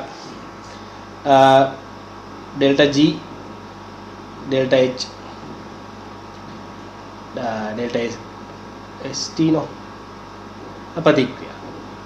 එතකොට delta H වැඩිපුර නෙගටිව් වෙනවා නම් වැඩි හරිනේ. ඉතින් delta H අගය ඍණයිනේ මේ දෙවෙනි ප්‍රතික්‍රියාවේ. මේක නෙගටිව් delta S අගය ධනයිනේ. දෙවෙනි ප්‍රතික්‍රියාවේ T. එතකොට මෙන්න මේ ගුණිතය එන්නේ ඍණ T එක. මේක කොමත් ඍණ. මේ T වැඩි වෙනකොට මේ ඍණ T කියන එක වැඩි වෙනවා එන්නේ. මේක කොමත් කොන්ස්ටන්ට් විදිහටනේ තියෙන්නේ ගොඩක් වෙලාවට උෂ්ණත්වය වැඩි වුණා කියලා එච්චර ලොකු වෙනසක් වෙන්නේ නැහැ මේ delta H කේ. මෙයා වැඩි වෙනවා. මෙයා වැඩි වෙනවා කියන්නේ delta G නෙගටිව් වෙනවා තව තවත්. දැන් උඩ ප්‍රතික්‍රියාව එහෙම නැහැ. මොකද කාබන් ධන ඔක්සිජන් එකේ කාබන් මොනොක්සයිඩ් හැදෙන එක කාබන් ඩයොක්සයිඩ් හැදෙන රියැක්ෂන් එකේ උඩ තියෙන එකේ මේ ඒකේ එන්ට්‍රොපිය 0 වගේ. එතකොට මේ ST යගේ නියුමරිකල් වැලියු එක එහෙම වැඩිවීමක් ලොකුවට නැහැ. එතකොට ඩෙල්ටා G වැඩිපුර නෙගටිව් වෙනවා කියන එක හිතන්න අමාරුයි. ඒ නිසා ඉහළ උෂ්ණත්වවලදී කාබන් මොනොක්සයිඩ් හැදීමේ probability එක තමයි වැඩි. ඒක තමයි මෙතන පැහැදිලි කරන්නේ. හරිද? ඒක ඔතන තියෙන ඔය ටික ලිව්වම ඇති. ඊට පස්සේ පොත ප්‍රශ්නයක් අහලා තියෙනවා. Generally the reaction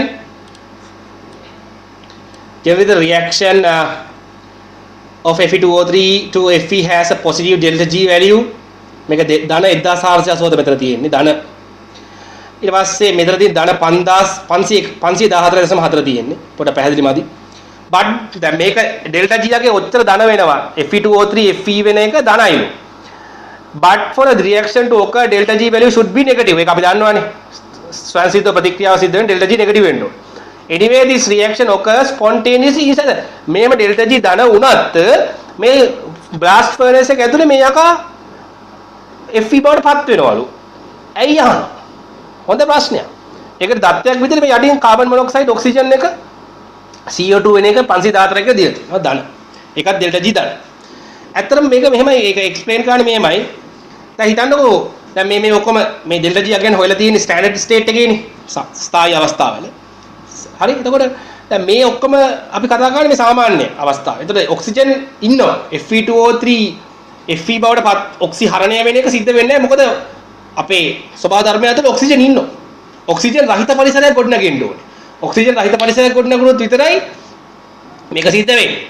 දැන් මෙතන පේනවා කාබන් මොනොක්සයිඩ් ඔක්සිජන් බවලා කාබන් ඩයොක්සයිඩ් වෙන එකත් 514 ඒ කියන්නේ ධන 514 එක සිද්ධ වෙන්නේ නැහැ. සිද්ධ වෙන්නේ නැහැ. එතකොට දැන් මෙතන ඔක්සිජන් නැතුව යනවනේ. දැන් බ්ලාස්ට් ෆර්නස් එක උඩට යන්න කාබන් මොනොක්සයිඩ් විතරයි ඉන්නේ ඔක්සිජන් නැහැ. ඇයි? කාබන් මොනොක්සයිඩ් ඔක්සිජන් ටික වැය වුණානේ කෝක් එක ප්‍රතික්‍රියා කරලා කාබන් ඩයොක්සයිඩ් හැදෙන්න. එතකොට ඔක්සිජන් රහිත පරිසරයක් තමයි බ්ලාස්ට් ෆර්නස් එකේ ওই මැද්දක් හරියේ තියෙන්නේ. ගොඩක් මැද හරිය විතර. යටත් එහෙම තමයි. ගොඩක් බ්ලාස්ට් ෆර්නස් එක ඇතුලේ ඔක්සිජන් රහිත පරිසරයක් ගොඩ නැගෙනවා. ඔක තමයි කියන්න ඕනේ. ඔක්සිජන් නැහැ ඇත්තට.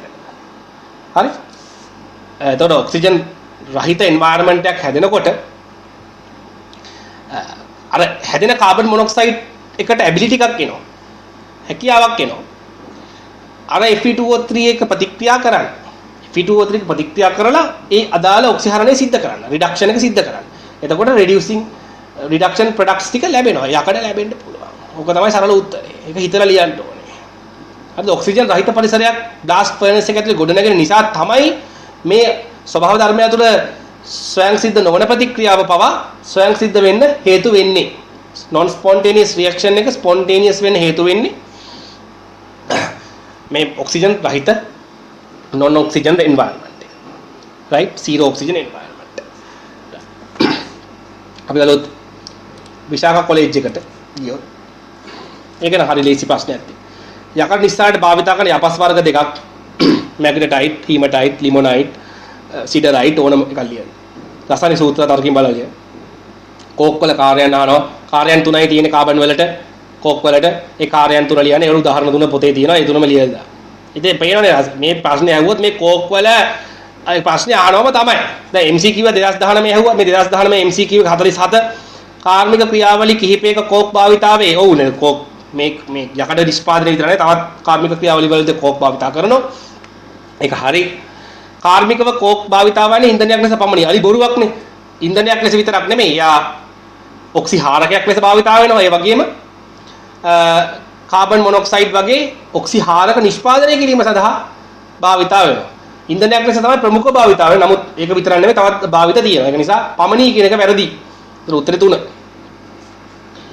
හරිලේසි 2019 47 විනාඩියක් ඕවර තප්පරයක් යනවද මං අහන්නේ මේව කියවගෙන ගියාම. කරුණාකරලා මේවට සෙට් වෙන්න.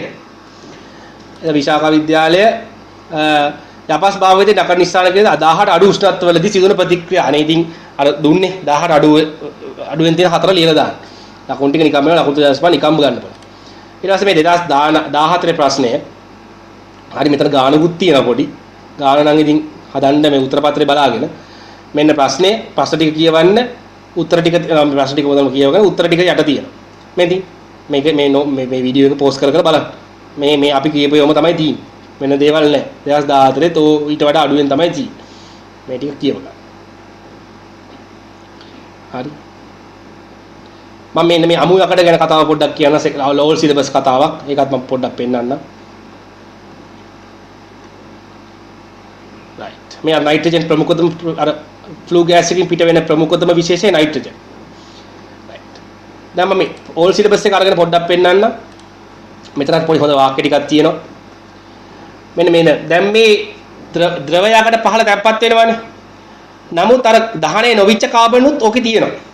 ඒ ද්‍රව යකඩෙත් එක්ක ඔය කාබන් 3.4ක් විතර මෙහෙම මේ මික්ස් වෙන්න පුළුවන්. එහෙම මික්ස් වුණාම අපි කියන්නේ පිග් අයන් කියලා.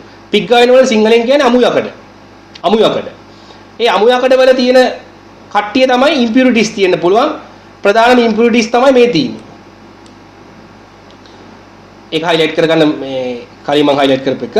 ඊළඟට pig iron contains 3 to 4 carbon and possibly other impurities such as silicon, phosphorus, sulfur and manganese. ඒක තමයි 2014 අහලා තිබ්බේ.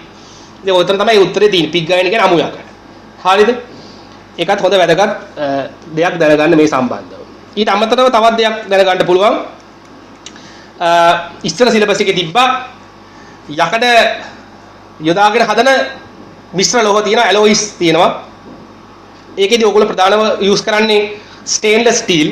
ගෙදර තියෙන මල නොබැදෙන වාහනේ, මල නොබැදෙන වාහනේ වල කාබන් ප්‍රතිශතය 100ට 1ක් විතර. ටිකක් අඩුයි. 103ක් 4ක් විතර තිබ්බහම යකඩවල කියන්නේ දෘಢභාවය, ශක්තිමත්භාවය අඩුයි. කාබන් ප්‍රතිශතය වැඩි වෙන්න සිද්ධ වෙන්නේ ඕක තමයි. කාබන් ප්‍රතිශතය අඩු කර ගන්න ඕනේ අපි. එතකොට තමයි හොඳ ස්ට්‍රෙන්ත් එකක් තියෙන යකඩ හම්බෙන්නේ. හරිද? එතකොට දැන් ඒක නම් එද වැඩක් නැහැ. නමුත් දැන් ස්ටේන්ලස් ස්ටීල් වල පොඩි සංයුතිය ගත්තොත් අයන්, ඒ කියන්නේ යකඩ, පිරිසුදු යකඩ තියෙනවා 55ක් 70ක් විතර. ක්‍රෝමියම් තියෙනවා 16ක් විතර. නිකල් තියෙනවා 12ක් විතර.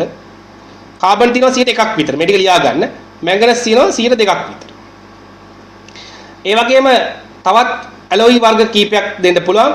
ඉංග්‍රීසි වලින් කියන්නේ කාස්ට් අයන් කියලා. ඒකට සිංහලෙන් කියන්නේ චීනා චට්ටි කියලා. චීනා චට්ටි. චීනා චට්ටි වල විශේෂත්වය තමයි ඒකේ කාබන් ප්‍රතිශතය 2කට වඩා වැඩි. ටිකක් ශක්තිමත් ඒක නිසා. කාබන් ප්‍රතිශතය වැඩි වෙන ශක්තිමත් බව වැඩි වෙනවා. ඉස්සර මම කිව්වා අඩු වෙනවා කියලාද කොහොමද සමා වෙන්න වැඩි වෙනවා. ඒ වගේම රොට් අයන් කියලා තියෙනවා. WROUGHT රොට් අයන්.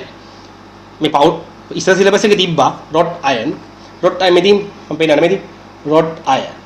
රොට් අයන් කියන්නේ සිද්ධ යකඩ. සිද්ධ යකඩ. සිද්ධ යකඩ වල විශේෂත්වය තමයි කාබන් ප්‍රතිශතය 0.08ට වඩා අඩුයි. 0.08ට වඩා කාබන් ප්‍රතිශතය අඩුයි. ප්‍රතිශතය වැඩක් නැහැ, කාබන් අඩුයි. ඒක දැනගත්තාම ඇති. right? ඔන්න ඕම තමයි ඔය වැඩේ මට තියා ඔච්චර ඇතරම. ඔය තාම මුකුත් නැහැ. හරි? මේ වැඩ කරගන්න යකඩවල ලකුණු ටික ගන්න පුළුවන්. පේනවනේ. දැන් ඔය කොලෙජේ ප්‍රශ්න පත්‍ර උත්තරේ හරියට මම කරපු ටික හොඳ පෝස්ට් කර අහන්න බලා ගන්න. හොඳ නෝට් එක මම කියපු ටික ස්ලෝලි අහගන්න. එහෙම ඇහුවොත් මේක නැති. මේ ප්‍රශ්නෙට ලකුණු 150න් ඒ ලකුණු ගන්න තියෙන 75 හෝ 50 ගන්න පුළුවන්. මොකද යකඩ ප්‍රශ්නයක් ආවේ නැහැ අවුරුදු ගානකින්. එනවම තමයි. හරි? එහෙනම් හැමෝටම තෙරුවන් සරණයි. ජයග්‍රහණයෙන් ජයග්‍රහණ ලැබෙන කියලා ප්‍රාර්ථනා කරනවා. ස්තුතියි.